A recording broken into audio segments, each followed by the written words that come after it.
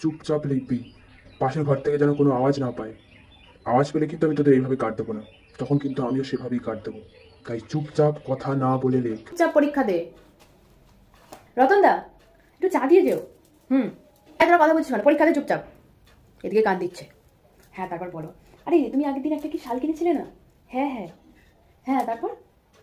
হ্যাঁ, আগের দিন যে শালটা কিনলে, আরে আমি তো বাড়িতে বলেছি যে হ্যাঁ দেখলাম তোমার ওই শালটা। আরে আমার ননদের শালটা পুরো তোমারটার মতো।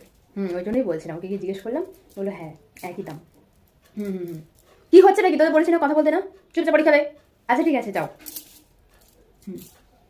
তোরা এত কথা বলিস, কিছু বলার নেই, এত কেন কথা বলিস? তোরা পরীক্ষা দিচ্ছিস না কেন চুপচাপ করে? হ্যাঁ রতনদা, রাখো, আমি পরে নিচ্ছি। আবার কথা বলছিস? এই এই পিছনে মেয়েটা কেন এত কথা বলিস রে? পরীক্ষার সময় চুপচাপ পরীক্ষা দিতে বলিস না? চুপচাপ